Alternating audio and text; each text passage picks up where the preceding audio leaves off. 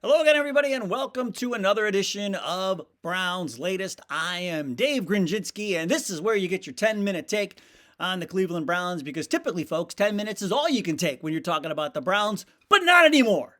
Good things are happening, and we're here to talk about it. The first thing I need you to do, please like and subscribe the channel, the Browns Latest channel, and then you won't miss any future episodes, folks. We want you here each and every day along with us, and then also throw your comments in that comment section down below so we can get the conversation started and keep the conversation going. On today's show, we're going to talk about the insurance policy that may save the Browns some cap space with the Deshaun Watson contract, that debacle. Will Tyler Shough make a good addition to the Browns quarterback room? We'll find out. Kenny Pickett, hey, he was at the Pitt Spring game recently, and you know what? He was talking himself up. And how about this? Somebody says the Browns could be the wild card in this draft. We'll break down what they mean. But let's start with this insurance policy that the Browns took out on Deshaun Watson, and it saved them some money when he got hurt back in 2023 and missed all those games, missed those 11 games, and now it may save them once again. They may end up saving $44 million in cap space because they have this, and because there's an addendum in the insurance policy that if he got hurt between the start of the 2024 offseason program and the start of the 2025 offseason program, then this insurance policy could kick in.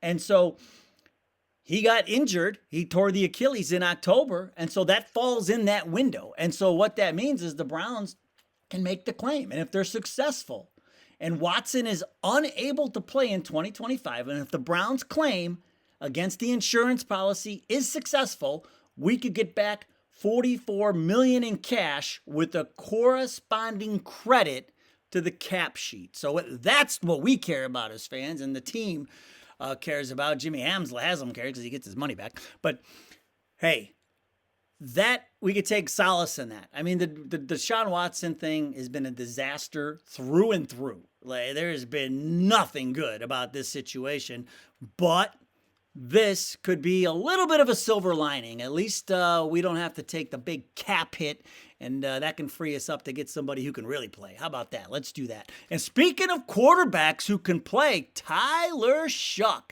the Louisville quarterback. And is he a good pick for the Browns? Well, let's break it down. First of all, Tyler Shough has been in college longer than some doctors, I think. I mean, he started at Oregon in 2018, and he redshirted, played in 3 games, no stats. Then in 2019 with Oregon, played in 5 games. He was Justin Herbert's backup, 12 of 15, 144 yards, a few touchdowns. 2020, Oregon. He was still with Oregon. And he ranked 7th in FBS with 14.7 yards per completion. He started all 7 games. That was a shortened season. So he started to put up some numbers, 13 touchdowns and 6 interceptions in his last year at Oregon. So what does he do? 2021, he transfers over to Texas Tech. He spent 3 years at Texas Tech, 2021, 2022, and 2023. We'll talk about 2023 as last year. He did improve, he had 746 yards, 7 touchdowns, and 4 interceptions in that last year. And then he transfers to Louisville in the ACC. And this is where he's making a name for himself, because he was named one of 3 National Comeback Players of the Year. He started 12 games. He had 23 touchdowns and 6 interceptions. He did not play in the bowl game. They won that game against Washington. He did not play in it. Okay. Here's what I say about Tyler Shough. And here's what I say about all ACC quarterbacks. There is no defense in the ACC. And you saw it, and we'll talk about Kyle McCord in a future episode. You saw it with Kyle McCord. With Ohio State, he struggled. He struggled big time against those Big Ten defenses, and then even the out-of-conference teams that they play. He struggled. It was tough to watch Kyle McCord try and run that offense. And then you saw what Will Howard did when he came in.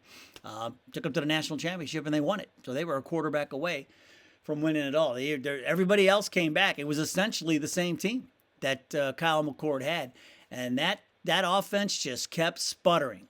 So Kyle McCord goes to Syracuse in the ACC where there's no defense, and he tears it up. Doesn't surprise me. biggest concern about Tyler Shough is he's throwing against these defenses. I think I can throw for 3,000 yards in the ACC. There's just no defense, and that's been my opinion on the ACC forever, and that's where I stand. I mean, he's got good size. He's 6'5". He's got a good arm. He'll turn 26 in September. I mean, this is like Brandon Whedon territory. Remember when Whedon came out? He was he was almost 30. I love Whedon, by the way. I was way wrong on that one. My buddy still busts my chops about that, even to this day. But I digress. But Shough, he was in the same recruiting class with Trevor Lawrence. And, and then we mentioned he backed up Justin Herbert. So, I mean, he's a good passer with a live arm. I mean, he can make throws, but it's going to be a different story when he's got to throw into these tight windows and everybody's covered, man. It's just, I'm not really high on Shough at all.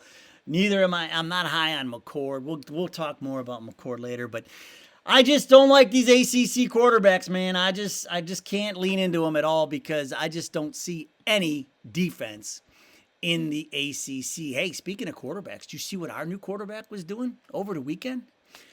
He was at the Pitt spring game, and you know what he said? He said, listen, I plan to go in there and start. He says, I'm not going there to hang out, meaning Cleveland. He said he's coming here to start. He's talking a good game. He says he wants to go play. He's excited. Going to work hard for it. He says he respects Joe Flacco. He said he remembers watching him when he was 10. And so, and to be on the same team with him, of course, he has the utmost respect for him. I mean, Flacco won a Super Bowl. And I mean, Flacco is going to be somebody he can learn from. And so, it's good to see, all right, Kenny's got, you got to talk the talk and then got to get here and then walk the walk.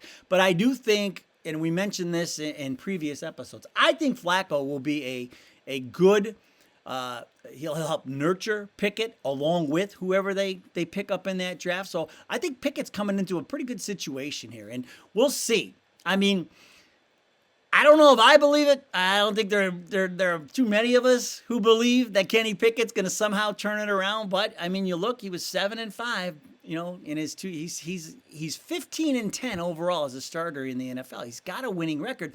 Honestly, his biggest issue, and we mentioned it before, were his injuries. I mean, injuries kept knocking him out. I mean, I don't know. We'll see. Maybe he's grown up a little bit. Maybe he's matured a little bit, and maybe he puts it all together with. He'll go wacko with Flacco, hopefully. I mean, that's all. It'd be the best case scenario for us. But then we also will have that younger guy, that rookie. Hopefully, it's not Tyler Shough, but we'll have that rookie waiting in the wings that Flacco can mold as well. So now, this brings us to our last topic of the day. And according to Bleacher Report, the reporter's name is Gary Davenport. He says the Browns are firmly in the mix to be the biggest wild card in the draft coming up. Now that they have Flacco and the quarterback situation seems to be a little bit solidified, and then they have these 10 draft picks at their disposal. And, Andrew Berry likes to wheel and deal. And so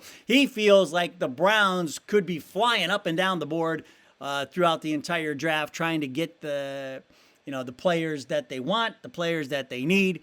And you know what? When you have 10 draft picks at your disposal and you're Andrew Berry, I mean, that's a pretty safe assumption. So it'll be interesting to see. It'll be, even leading up to the draft, who knows? Maybe they'll do some wheeling and dealing before we even get to that first pick in the NFL draft when we hear all the boos when the commissioner walks out there to announce it, which hopefully it'll be Cam Ward because I don't like Cam Ward either. Same reasons for Tyler Shough. We'll talk about Ward a little bit further, but if you're a quarterback in the ACC, Dave Grendzynski won't like you. He won't want you on. He doesn't want you on your because you don't play against defenses. So that's just me. That's my opinion. If you agree, disagree, let me know in the comments. Also, hit that like button, hit that subscribe button. Keep coming back.